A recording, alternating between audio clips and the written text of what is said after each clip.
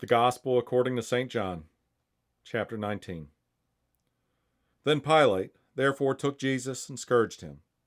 And the soldiers platted a crown of thorns and put it on his head, and they put on him a purple robe, and said, Hail, King of the Jews!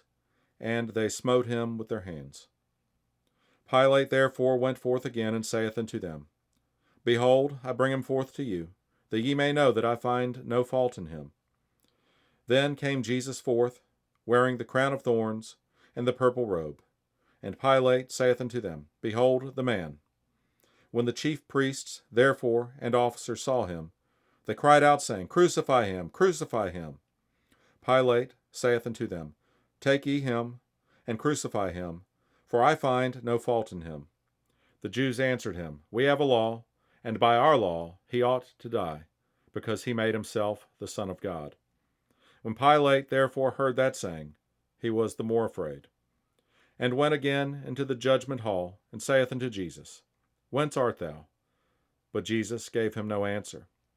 Then saith Pilate unto him, Speakest thou not unto me? Knowest thou not that I have power to crucify thee, and have power to release thee? Jesus answered, Thou couldst have no power at all against me, except it were given thee from above. Therefore he that delivered me unto thee hath the greater sin. And from thenceforth Pilate sought to release him, but the Jews cried out, saying, If thou let this man go, thou art not Caesar's friend. Whosoever maketh himself a king speaketh against Caesar. When Pilate therefore heard that saying, he brought Jesus forth, and sat down in the judgment seat in a place that is called the pavement, but in the Hebrew Gabbatha. And it was the preparation of the Passover, and about the 6th hour. And he saith unto the Jews, Behold your king. But they cried out, Away with him, crucify him. Pilate saith unto them, Shall I crucify your king? The chief priests answered, We have no king but Caesar. Then delivered he him therefore unto them to be crucified. And they took Jesus, and led him away. And he, bearing his cross, went forth into a place called the place of a skull, which is called in the Hebrew Golgotha, where they crucified him, and two other with him, on either side one, and Jesus in the midst. And Pilate wrote a title and put it on the cross, and the writing was, Jesus of Nazareth, the King of the Jews. This title then read many of the Jews, for the place where Jesus was crucified was nigh to the city, and it was written in Hebrew and Greek and Latin. Then said the chief priests of the Jews to Pilate, Write not the King of the Jews, but that he said, I am King of the Jews. Pilate answered, What I have written, I have written.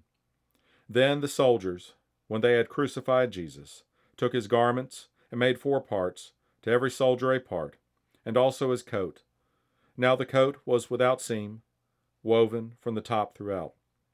They said therefore among themselves, Let us not rend it, but cast lots for it, whose it shall be, that the scripture might be fulfilled, which saith, They parted my raiment among them, and my vesture they did cast lots.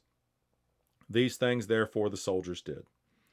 Now there stood by the cross of Jesus his mother, and his mother's sister, Mary, the wife of Cleophas, and Mary Magdalene.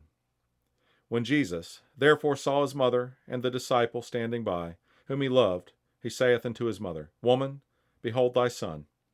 Then saith he to the disciple, Behold thy mother. And from that hour that disciple took her unto his own home. After this, Jesus, knowing that all things were now accomplished, that the scripture might be fulfilled, saith, I thirst. Now there was set a vessel full of vinegar, and they filled a sponge with vinegar, and put it upon hyssop, and put it to his mouth. When Jesus therefore had received the vinegar, he said, It is finished. And he bowed his head, and gave up the ghost. The Jews therefore, because it was the preparation, that the bodies should not remain upon the cross on the Sabbath day, for that Sabbath day was an high day, besought Pilate that their legs might be broken, and that they might be taken away. Then came the soldiers, and brake the legs of the first, and of the other which was crucified with him. But when they came to Jesus, and saw that he was dead, already they brake not his legs. But one of the soldiers with a spear pierced his side, and forthwith came there out blood and water. And he that saw it bare record, and his record is true, and he knoweth that he saith true, that ye might believe. For these things were done, that the scripture should be fulfilled. A bone of him shall not be broken. And again another scripture saith, They shall look on him whom they pierced. And after this, Joseph of Arimathea, being a disciple of Jesus, but secretly for fear of the Jews, besought Pilate that he might take away the body of Jesus. And Pilate gave him leave. He came therefore and took the body of Jesus. And there came also Nicodemus, which at the first came to Jesus by night, and brought a mixture of myrrh and aloes, about 100 pound weight. Then took they the body of Jesus, and wound it in linen clothes, with the spices, as the manner of the Jews is to bury. Now in the place where he was crucified there was a garden, and in the garden a new sepulchre, wherein was never man yet laid. There laid they Jesus, therefore, because of the Jews' preparation day, for the sepulchre was nigh at hand.